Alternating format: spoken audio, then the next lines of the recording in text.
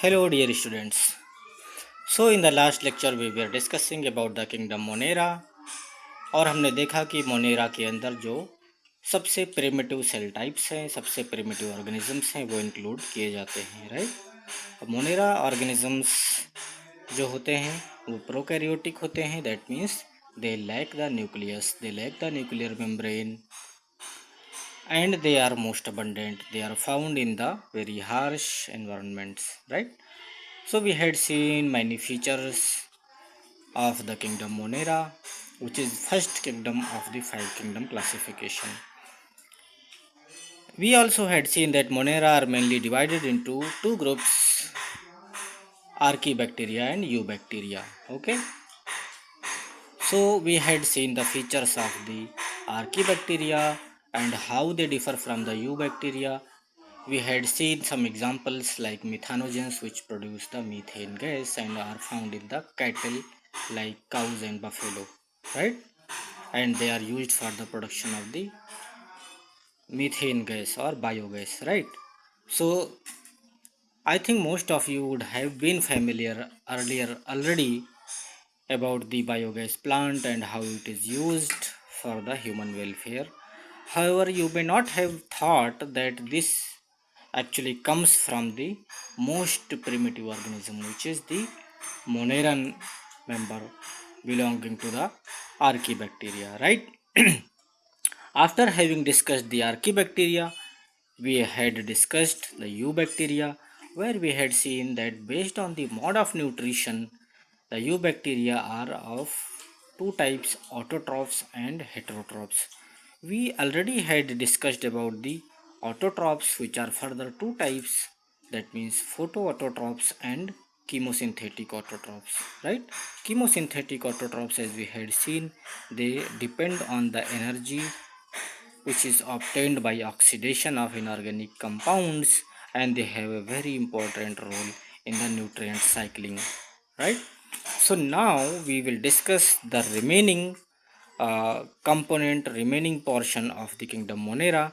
So after having discussed the autotrophic bacteria, now we will discuss the heterotrophic bacteria. So as I had told you already that heterotrophic bacteria that means वो bacteria जो अपना food खुद से स्वयं से synthesise नहीं कर सकते हैं, यानी उनको फूड आउटसाइड एनवायरनमेंट से लेना पड़ेगा, ठीक है। तो जो भी मॉलिक्यूल वो कंज्यूम करेंगे उस मॉलिक्यूल को डिग्रेड या डाइजेस्ट करके जो एनर्जी अवेलेबल होगी, उस एनर्जी को उस ऑर्गेनिक कंपाउंड के ऑक्सीडेशन से जो एनर्जी मिलेगी उससे वो अपना जो है सर्वाइवल करेंगे, उससे अपना लाइफ प्रोसेसेस को सस्टेन और मेंटेन करेंगे और उससे अपना वो मेटाबॉलिज्म चलाएंगे, right. So these kind of bacteria are actually most abundant, not only most abundant bacteria, but heterotrophic bacteria are the most abundant organism in the nature. Okay, तो now you can imagine कि heterotrophic bacteria जो है वो कितना prevalent हैं और किस तरह से almost they have a very huge prevalence. They are found almost everywhere except in the very extreme conditions where we had seen that archaebacteria are prevalent, right? The majority of the heterotrophic bacteria, because they cannot synthesize the food, so they will use the food material, the organic compound which is already available. So they are decomposers. Okay, majority of the heterotrophic bacteria are decomposers. Okay, they are actually, though they cause some diseases, but they are very useful also for us. Okay, if the balance of the bacteria in our body also gets disturbed, it may cause some or the other disease. Okay, and this is actually studied in the in a new field which is a very hot and very evolving field nowadays, where people study the composition of the bacteria which are present in the human body, inside the human body or on the human body, and they help us a lot and they provide us great immunity, they maintain our metabolic system. And if a person does not have these useful bacteria, it will be very difficult uh, for us to survive also. Okay, so let us be clear here that these bacteria are actually very useful mostly, and they are not always harmful as we think that the bacteria are mostly the disease causing, or they are actually problematic species. Okay. So for some examples, to have some examples, the curd, which I already had told you that it is made from the lactobacillus bacteria. Okay, so the lactobacillus bacteria actually helps, or even bacillus lactis. Okay, so this bacteria helps in the formation of the curd. Then many kinds of the antibiotics. Okay, there are thousands of the antibiotics, medicines, drugs, right? Like tetracycline, ampicillin, kanamycin, or ciprofloxacin, ofloxacin. So you might have heard a huge number of the antibiotic which are used to treat one or the other disease. Okay, so these antibiotics are actually synthesized, or they are made using these bacteria in the uh, uh, bioprocess, or in the bioreactors, or the using the biotechnological methods. They are produced in the factories, and the main component, or the main organism, rather the sole organism which produces these antibiotics, they are actually bacteria and heterotrophic bacteria. So they can grow on very simple nutrients like the peels of the potato, or the waste of the sugarcane plant after extraction of the sugar sugarcane. And then so many waste materials like the wood pulp, if after the useful component has been taken out for the other industrial uses like paper making, or some other uses, or the even rotten fruits. Okay, so these things which are of no use to us usually, they can be used to feed these bacteria, and they can produce wonderful medicines or drugs or antibiotics for us. Okay, so now you can imagine that how useful these bacteria are. So we get curd, we get yogurts of different types, we get antibiotics, and also the nitrogen fixation in the soil is actually performed by the bacteria. Okay, so there are bacterium, rhizobium bacterium are there, and they have the very nice, very mutually useful symbiotic relationship with the plants, especially the leguminous plants. And in the root of these leguminous plants, these rhizobium bacterium, they will form nodules. Okay, they will form the root nodules, the details of which we will study in the later chapters of your syllabus. So they form the root nodules, and where the atmospheric nitrogen is actually converted into useful form, so that the plants can utilize the atmospheric nitrogen. And this nitrogen is actually very useful for the formation of the amino acids, and eventually for the formation of the proteins. Whatever proteins are present in our body, they are made up of the amino acids. And you know that all this nitrogen which we have in our body, of that means in the body of the animals or other organisms or the plants, this some way or the other, it comes from the atmospheric nitrogen through the nitrogen cycle. Okay, so there are huge number of uses. Okay, they are nowadays also used in the biotechnology applications, which we will study in more detail in the next year. However, they are very infamous, and rather most people know the bacteria because of the bad fame. That means they are cause diseases. So there are many diseases which are caused by bacteria. There are many diseases which are caused by other organisms. Like there are many, like dysentery is caused by a protista member. It is not caused by a bacteria. So some diseases are caused by manurins, some diseases are caused by protistans, some diseases may be caused by some other organism.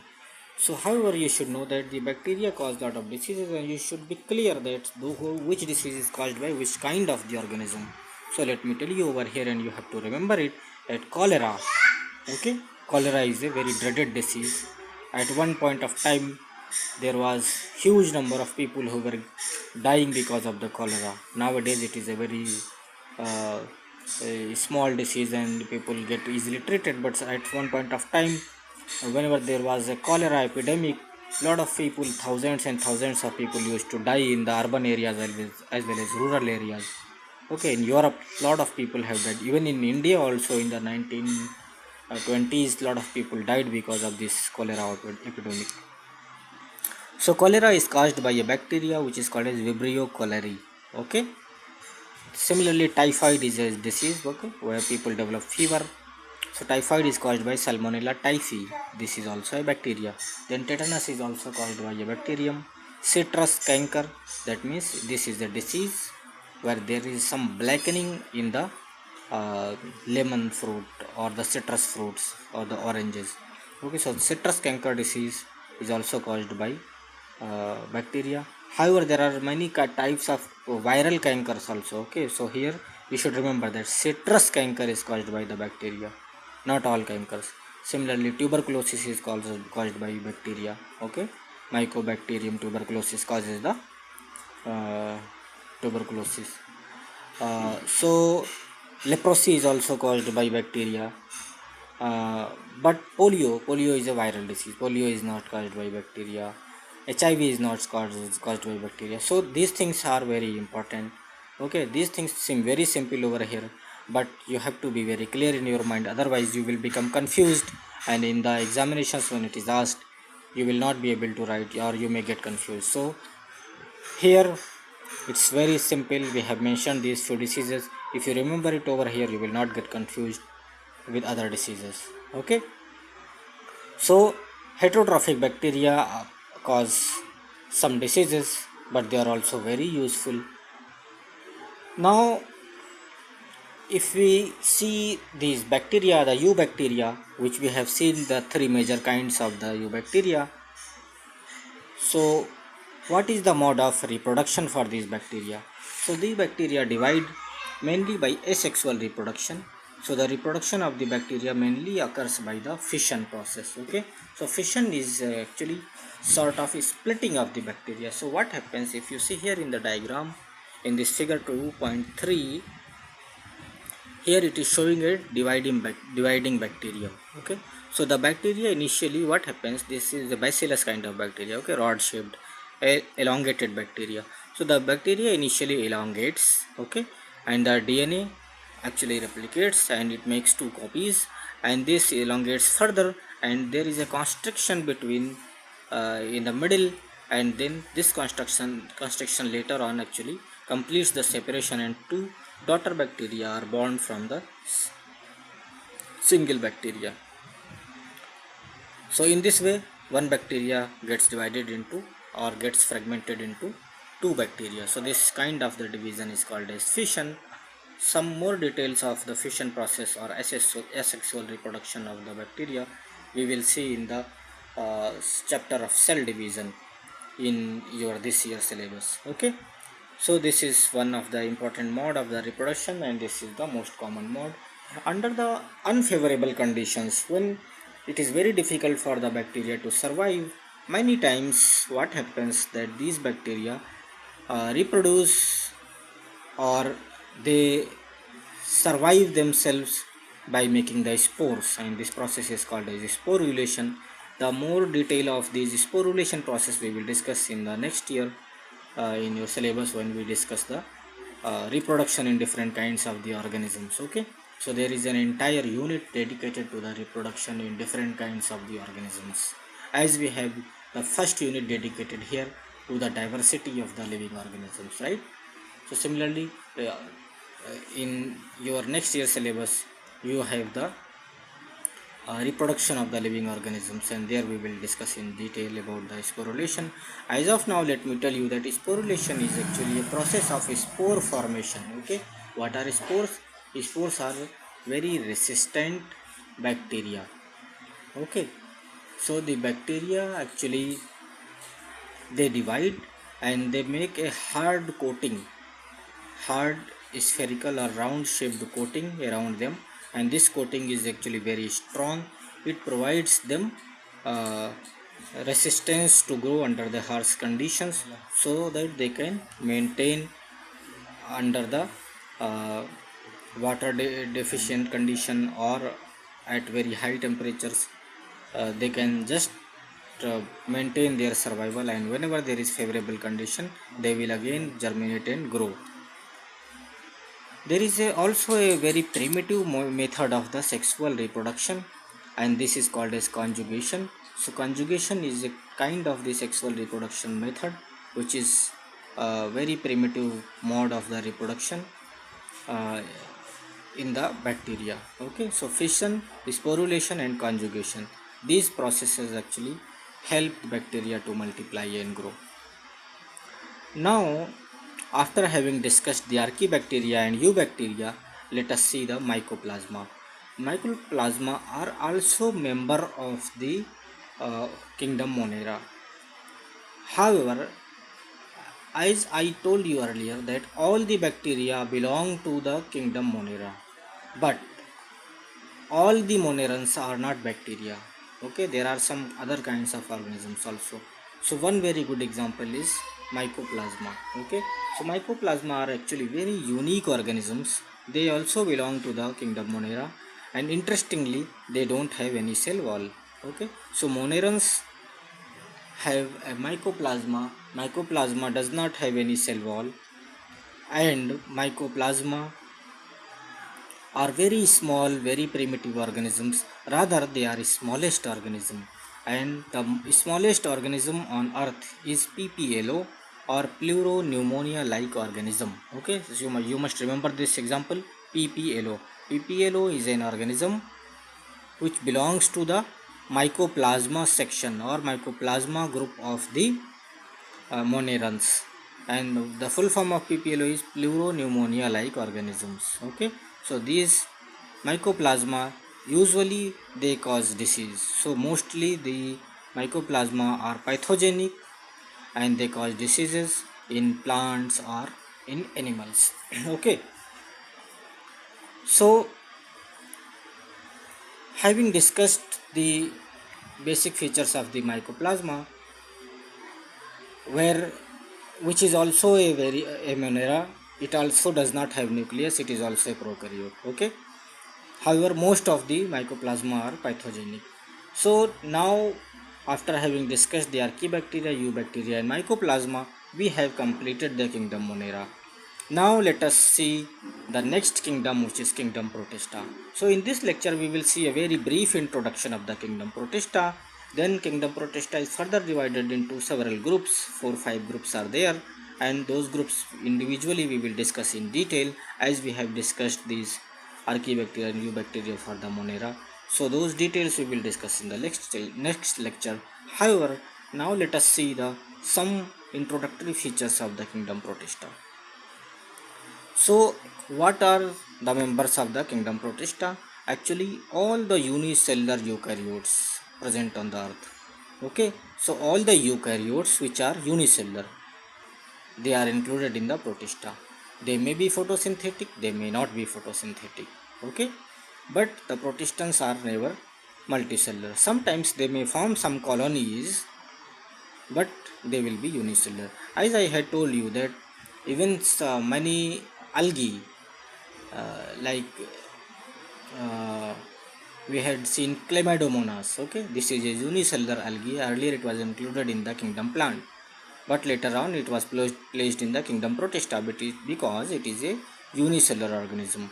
So in this way, actually, kingdom Protista members are sort of very confusing to people, because the boundary of the members which are present in the which are included in the kingdom Protista has been shifting from time to time. Sometimes some Protista was included in the kingdom Plantae, it was shifted to some other kingdom later on, eventually again it was shifted to some other kingdom.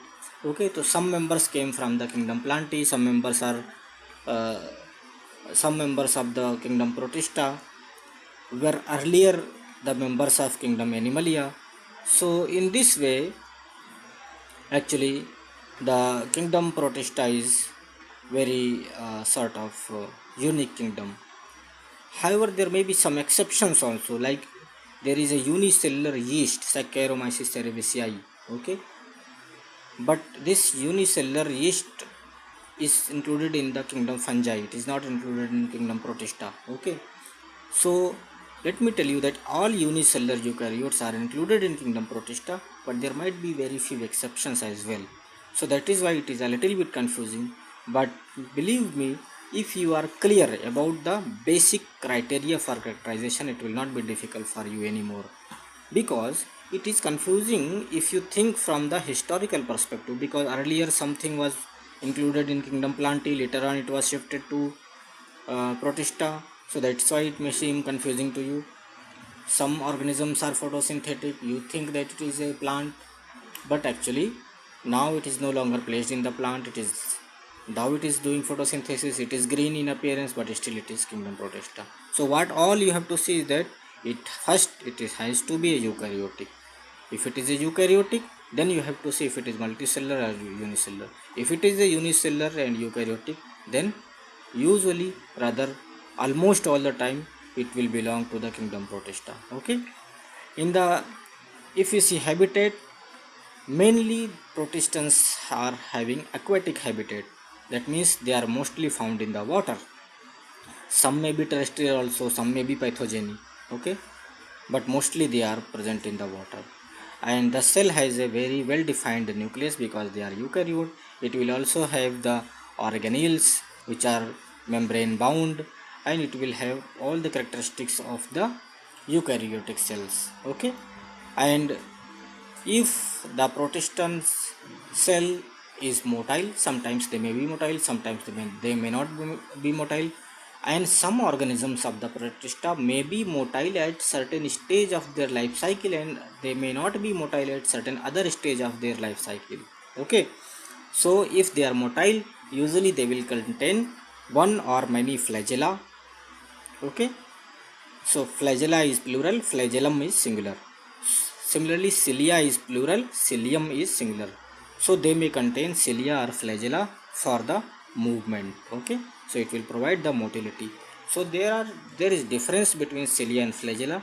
These things will be more clear to you in the coming discussions where we will see. Let me tell you over here one more thing, that there are some organisms which are actually uh, sometimes they behave like plants, sometimes they behave like animals. Okay, so this organism was also very confusing and very perplexing to the taxonomists or to the biologists initially. Okay, so Euglena are a group of the organisms which which can do the photosynthesis. It can synthesize its own food, but if it is present in the dark situation, if under certain conditions, it may also do the heterotrophic mode of nutrition, and it can eat the things, and it can live like an animal. It is motile also, it has a flagella. Okay, so protista includes such kind of organisms also, which are sort of very unique, like they are at the sort of boundary of the plant and animal. Okay, some you can call them plant also, you can call them animal also. Sometimes they may behave as plants, sometimes at other times they may behave as animals. Okay, so these protista are actually very diverse organisms, as you might guess also that, because it is a very sort of synthetic group, and organisms from different groups were just brought over here, and they were included.